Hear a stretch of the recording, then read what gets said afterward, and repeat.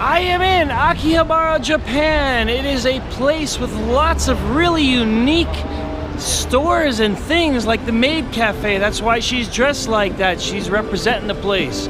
And the Sega Center right up there.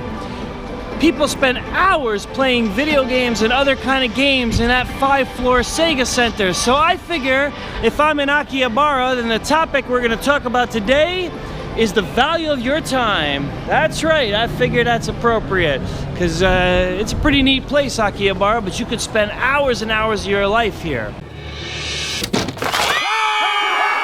Let's first discuss how to calculate the value of your time, and then from that we'll discuss how to make better use of your time, how to be more efficient in what you do, and how to end up with a higher level of productivity. Starting with, what is the value of your actual time? Most people who have a job can figure it up down to an hour. Your hourly wage, or if it's an annual or monthly wage, is divided by how many hours a day you're in a job. So typically, in New York City, a very common hourly wage for many people is $25 an hour. That's a very common wage. It's on the low end of the scale, but it's common. So, but $25 an hour, you have 8 hours in a day, that means you're earning $200 per day. But that's not really true, because that's your gross salary. Uncle Sam takes a third. For those who are not in America, that means that's what you pay in your taxes. You pay about 1/3 to taxes. So while you're starting with $25 an hour, you're only taking home about $17 an hour. But wait, if you don't work from home, you have to commute. Knock off another $5 for your round trip subway token if you're in New York City. All right, if somewhere else you got to pay gas. So out of 8 hours, you lose probably about $1 each hour. You're down to $16 an hour if you average out your cost of commuting. But wait, you are only in your job for 8 hours, but how much do you actually achieve in the rest of your time, because you have to recover from your job? That takes up even more of your hours. When it all comes down to it, if you are getting paid $25 an hour gross salary, your time is really worth maybe $9 or $10 an hour. That's the reality. It's a sad reality, honestly, but it is reality. Okay, and it's important to know what your time is actually worth. And if you think your time is worth more, you better find someone who's actually going to pay you that much and prove it. Because you can't just go, oh, my time's worth $1 million an hour, but you're working a job that's paying you minimum wage 15 beans an hour. It doesn't work like that. Your time is worth what you're paid to do and what you actually do. Now you might say, my time is worth a lot more than that, but I got to pay the rent. You know what? It's understandable. That's true. But that's still the value of your time, regardless. So you have to figure out what your time is actually worth based on how much you get paid financially. Now, what if you're a businessman, your salaries fluctuate? You can average it out. You can always figure out what your financial value of the time you spend working versus the time you're in leisure, and not leisure recovering from your job. Leisure as in, I'm on vacation, don't bother me. That kind of leisure. Now, let's calculate the value of your leisure time after your work hours. If you have 2 weeks vacation a year, which is common in the United States, that value of your 2 weeks is how much? Because if you quit your job, you will have 52 weeks of vacation every year. So what are you paying for those 2 weeks of vacation? You could do the math all sorts of different ways, 6 of one, half a dozen of another. The bottom line is, when you start to figure out the value of your time in reality, it's kind of always sad. I'm sorry. Unless you're pulling in at least $1,000 a day, the value of your time tends to really be a depressing topic. It's the sad reality. So now let's talk about increasing productivity, and so at least the value of your time goes up. Number one, waste of time. Absolute concrete waste of time. Video games and watching television. Holy smokes, with social network, fooling around the social networks and watching YouTube in a close number 2. All right, now I know this is fun. It's fun for everyone, most people. I actually don't watch very much television at all. I own a gigantic 55-inch TV, I think it is. I don't know what size the thing. It's huge. It takes up the whole wall, and I haven't turned it on in half a year. I don't watch television because it doesn't interest me to have my time go by that fast. Now, the thing is like this. If you figure out how much you're getting paid per hour of your workday and how much time you spend on television, you can mathematically figure out the cost you are paying to watch those TV shows. So if you watch 2 hours of TV a day, which is pretty common for North Americans, which is an enormous amount of time, by the way, but 2 hours of TV a day, you could, and you're getting paid $25 an hour. Okay, so you are literally spending $50 a day on television, at least out of your time.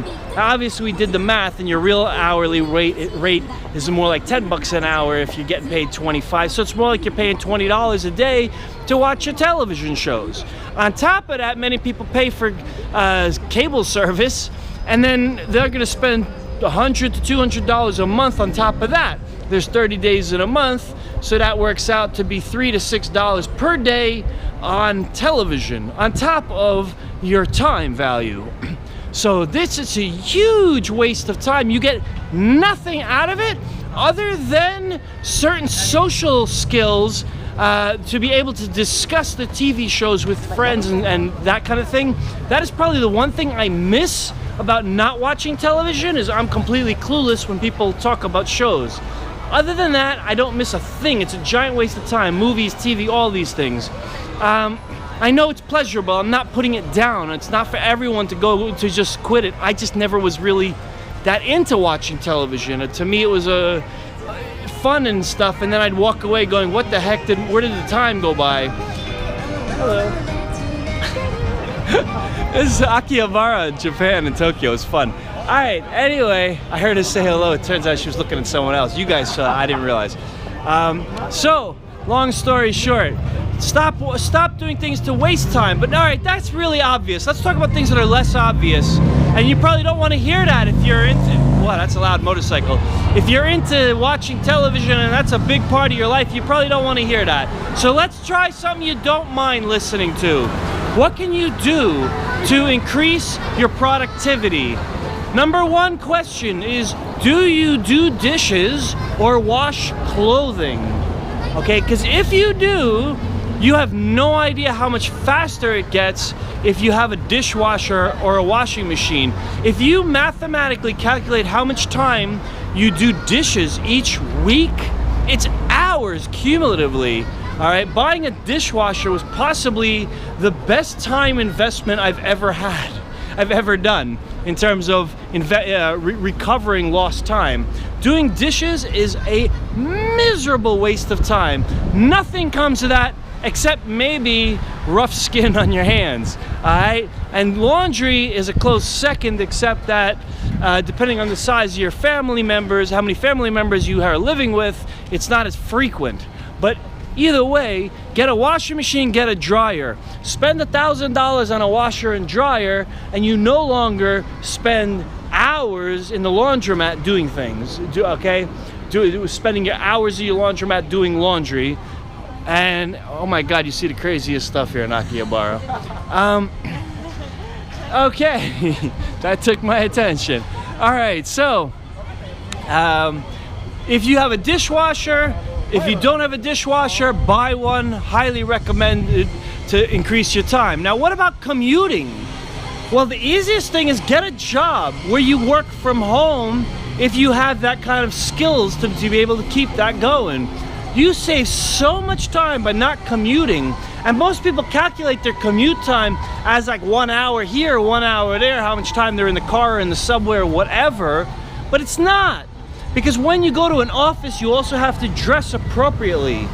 When you're at home, you could be in your PJs all day long. It don't matter, okay? If you have to make a video Skype call or something, you could put on a nice top and leave the bottom in your pajamas.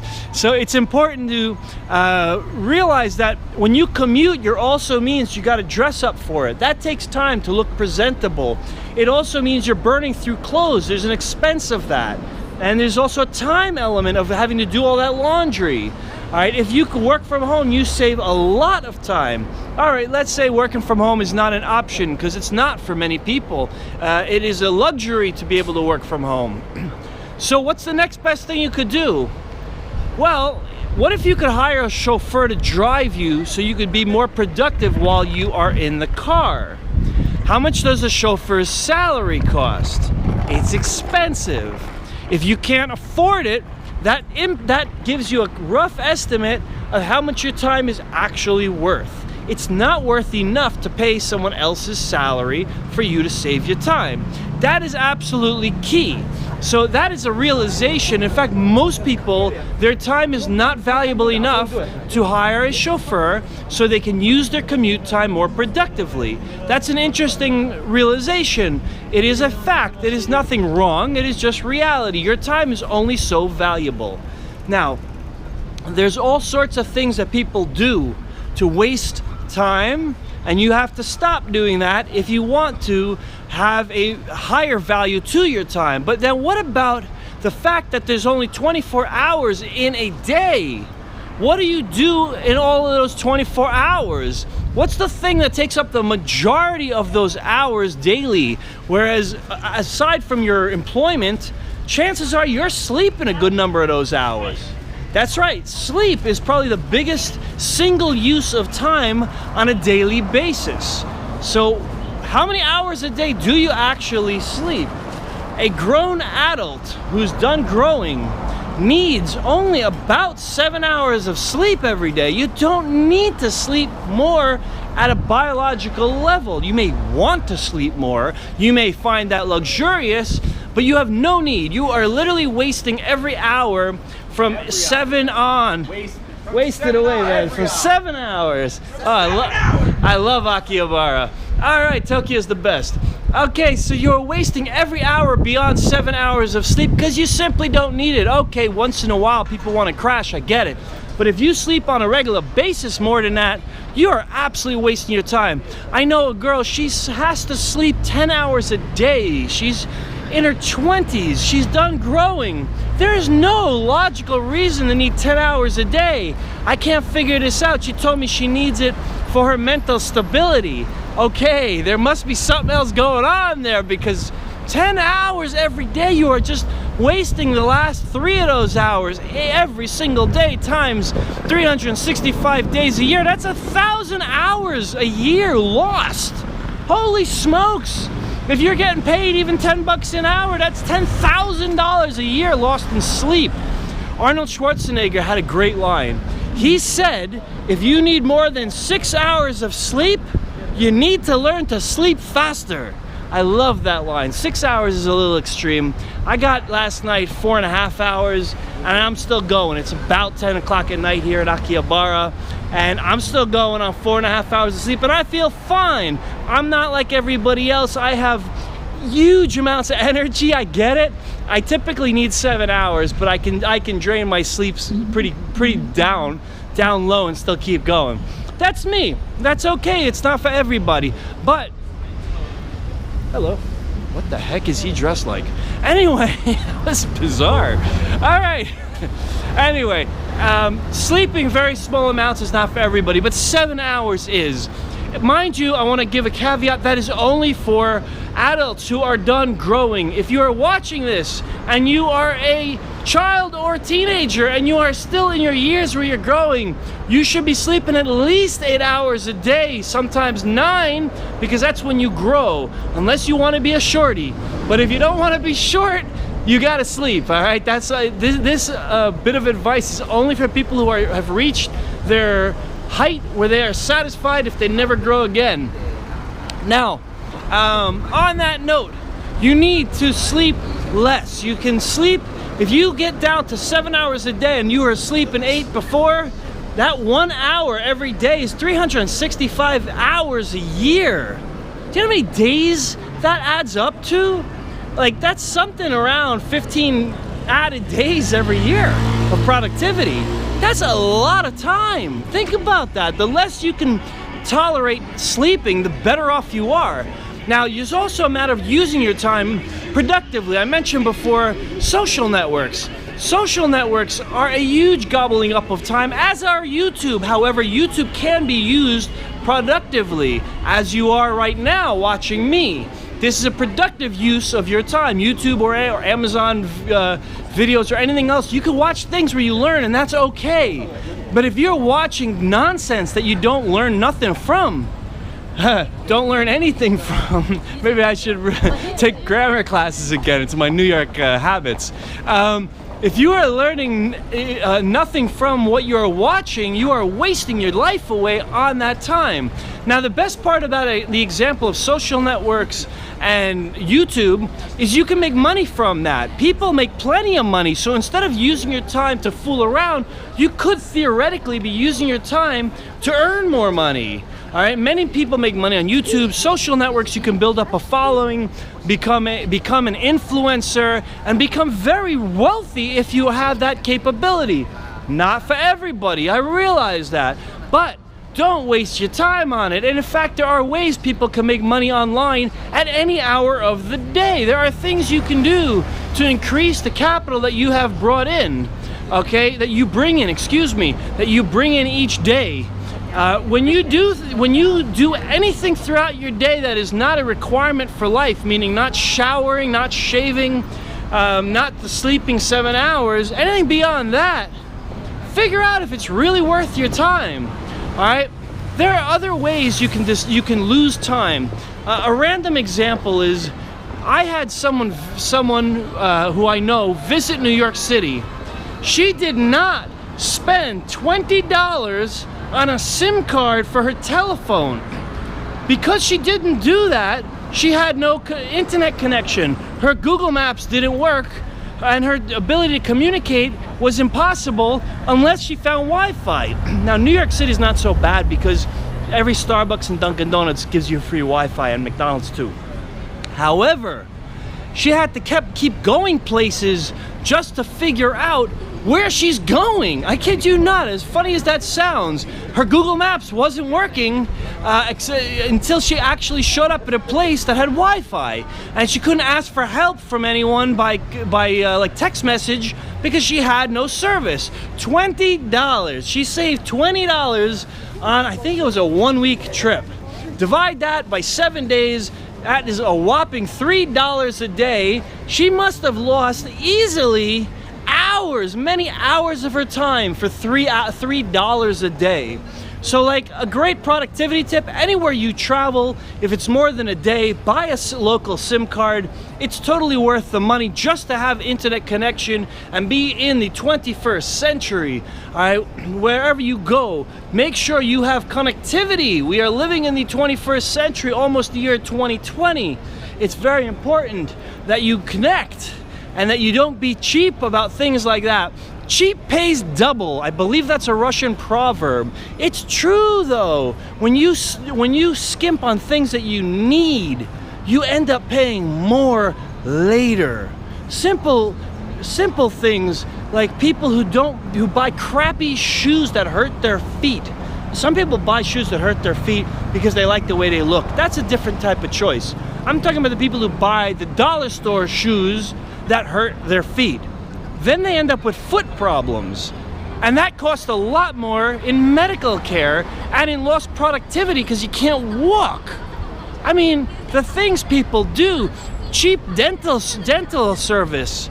I mean, when people get cheap with their dental hygiene or what, not hygiene, dental, going to the dentist and all that, and then they end up with major problems with their mouth, with their gums, with their bite, and it all, oh, I just missed the light. I gotta run, jaywalking, whoa. Don't do that again. Okay, anyhow, caught on film. Okay, they take it, by the way, when the light turns red, they take it very seriously here. It's not like New York where no one really cares. Okay, so, Akihabara is great. All these maids everywhere. It's kind of interesting. All right. Very important that you don't skimp on things that are gonna cost you later. It's important to spend money where it's necessary and not spend money where it's unnecessary. Here's where it's unnecessary. on Sega video games. Totally unnecessary. Nothing will change in your life except momentary pleasure and momentary entertainment. If you don't spend it, nothing will change on your life. Those video games, when you walk out of there, they keep all your money and your video game history. You literally walk out with nothing when you're done, okay? When I was in there, there was a guy up there, he was very intently playing, right? And he was sweating, beads of sweat going down his face, but he didn't get off that game. He had like they use a card, so you can't actually tell how many times they've been playing. Wow, look at that guy's bike, trike. Pretty neat looking. They use some kind of card that you can't tell how long the guy's been there or nothing like that. But you could tell this guy's been standing there for hours playing his video game, trying to beat the game. What's the point of beating the game? Nothing happens. Your life doesn't change after you beat that game. Your life is exactly where it started. Only less time left. Time is the most valuable resource human beings have. Nothing in the world can replace time. Health is the next closest thing. Wow, let me let that biker go by. Health is the close number 2, because without health you can't do nothing. But with money you can replace health. Thanks to modern medicine, not everything, but many things can be fixed with money. If you have health issues, you cannot do nothing to get your time back. Your lost time is gone. Next year, you will all be 1 year older, whoever is watching this. You will never be able to go back in time. Not in our lifetimes, probably never. I don't believe that's humanly possible to go back in time. I think that's just a myth and a fairy tale. As far as we know scientifically, it's humanly impossible to go back in time. There is nothing you can do. Right now, you've been watching this roughly 22 minutes. You cannot get those 22 minutes of your life back, so I hope you feel this is valuable. I kid you not. I have taken 22 minutes of your life, and I appreciate you for watching that. So thank you very much. If you have any other productivity tips, God bless you, put them in the comments below. Subscribe, like, do all those wonderful things. Come to Akihabara in Tokyo, Japan. It looks amazing here. It's crazy, it's wild, it's fun. God bless. See y'all in the next video.